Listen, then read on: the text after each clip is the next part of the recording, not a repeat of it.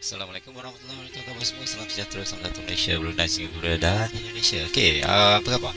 So hari ni kita nak belajar tentang QM sebagai tanda pertukaran trend, tanda tukar trend, dan bagaimana kita menggunakan QM sebagai entry with confirmation. Okey, saya bagi contoh saya bagi contoh.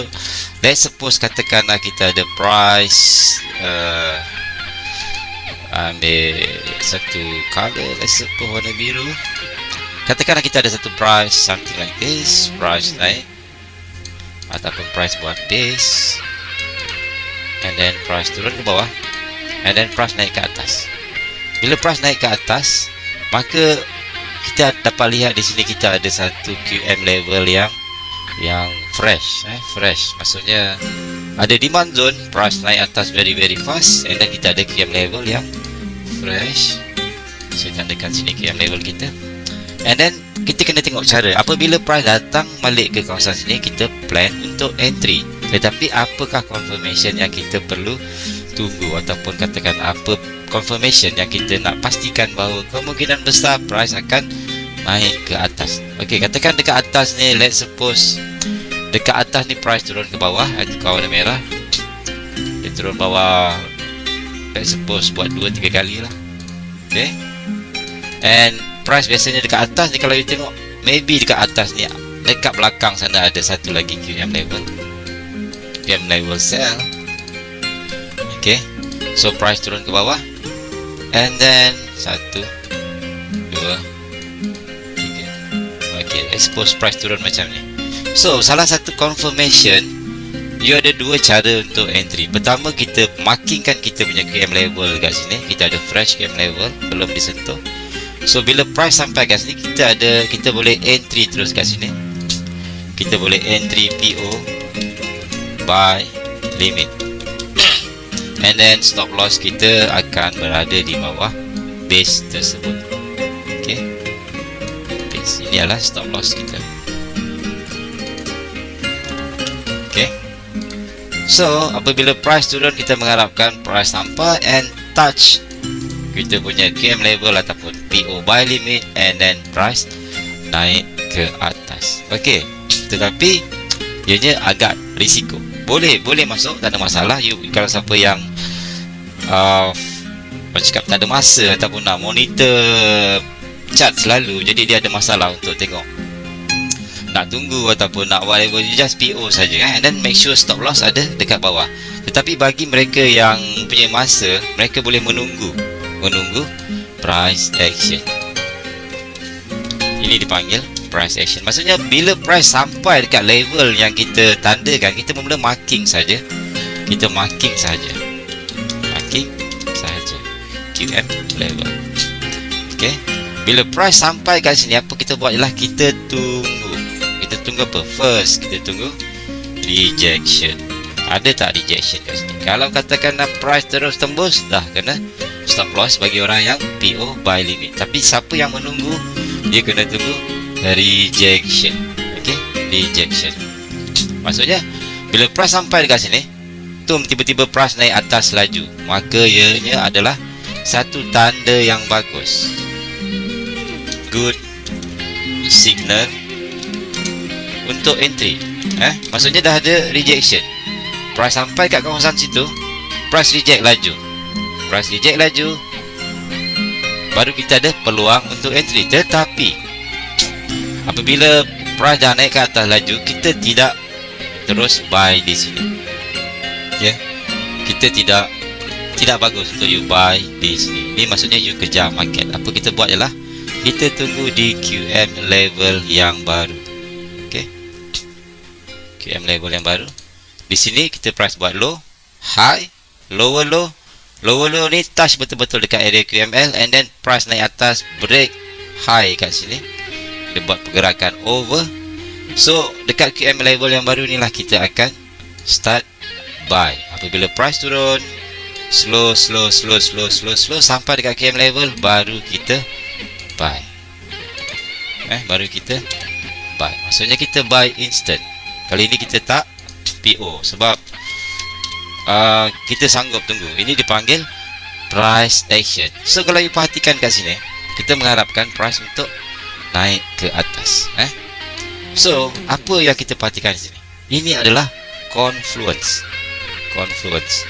Saya tulis besar-besar sikit.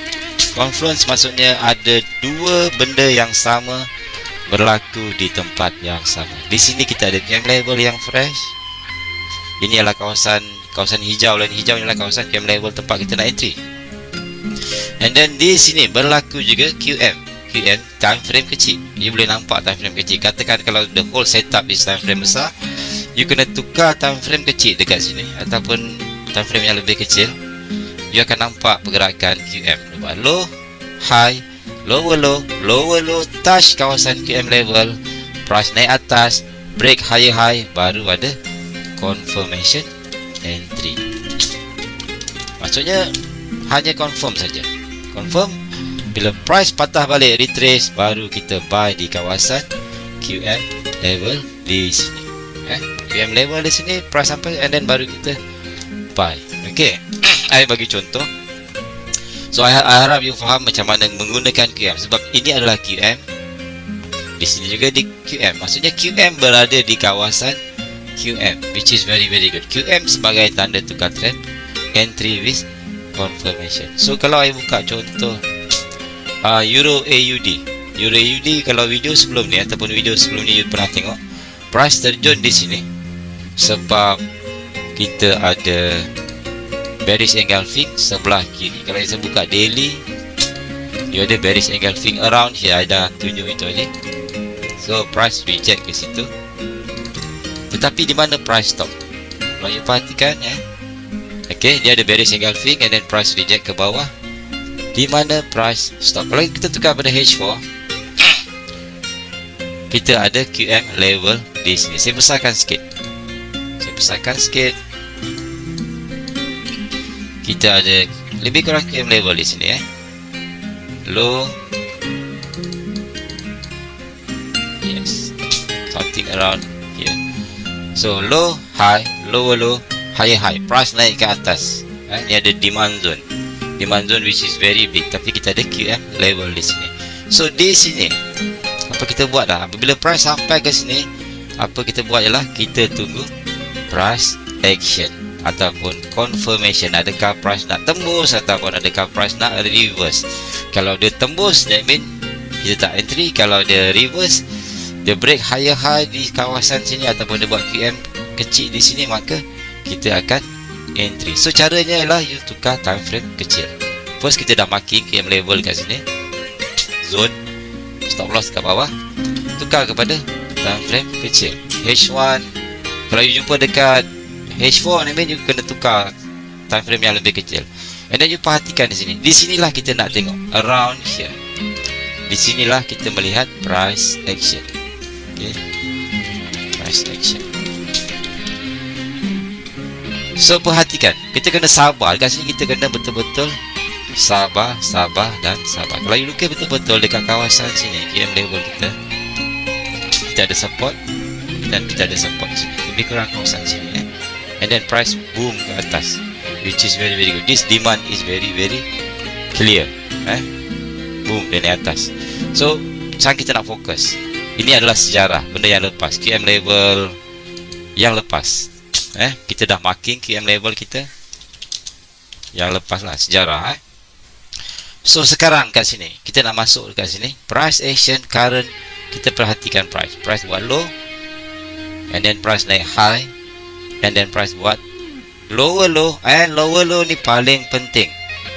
Lower low make sure dia sama level ataupun dia masuk dekat dalam zone ataupun dekat QM level. Dekat sini you boleh masuk stop loss di bawah. Untuk orang yang suka PO, you boleh masuk stop loss dekat bawah. Ataupun yang suka tunggu confirmation, apa dia buat ialah tandakan high di sini. Okay, tandakan high di sini. Sebab sini price buat low, high, and then price turun buat lower low, and then kita tunggu price break tak higher high. Yes, price break higher high. I mean dia buat higher high, break this high. Kalau saya tandakan sini, sini adalah kita punya low, high, kita di sini, And then price buat lower low di sini.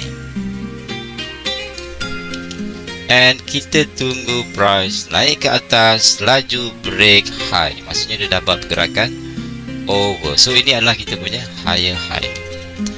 Apabila price buat low high, lower low, higher high, maka QM telah berlaku.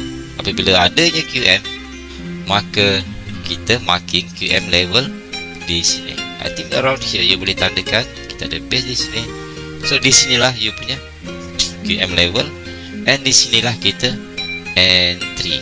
Ini entry with confirmation. Okay, entry with confirmation. So and then after that kita just letak stop loss still dekat bawah. So it is up to you. You boleh entry dekat bawah, dekat sini, dekat kawasan lower low, stop loss di sini tanpa confirmation, or maybe you tunggu rejection, something like this, or maybe you wait untuk price break high and then price turun bawah balik, baru kita entry. So this is dinamakan entry with confirmation. Dan kalau you perhatikan entry with confirmation, walaupun you tak dapat akar yang betul-betul akar, but it is quite good, very good. Price dah naik dalam berapa pip. Let's suppose you entry with confirmation dekat this area, kita ada doji kat sini, stop loss lebih kurang dalam 25 pip, and price dah pergi dalam 380 pip. Okay, begitu juga di sini. Katakan, let's suppose katakanlah di sini kita ada QM. Di sini kita tidak boleh sembarang masuk. Apa kita buat ialah kita tunggu entry with confirmation. Ada tak price buat high low, higher high, lower low? Kalau tak ada, maksudnya agak risiko untuk entry.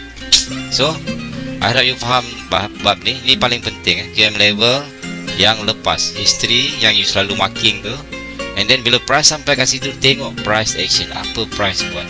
In this case kita tak ada fake out, kita tak ada SR flip. Yes, kita ada SR flip maybe kat sini untuk mengukuhkan entry kita. But paling penting di sini kita ada QM. QM campur dengan QM, which is very good. Okay, so risk and reward yang sangat cantik. So hingga bertemu kembali, I harap you faham entry with confirmation. Maksudnya kita tunggu QM time frame kecil di QM time frame besar. Tadi H4 kat sini kita ada QM fresh, sejarah. Yang sekarang bila price datang kat situ, price action time frame kecil kita ada QM dan juga QM level. Alright, kita bertemu kembali video seterusnya. Assalamualaikum warahmatullahi wabarakatuh.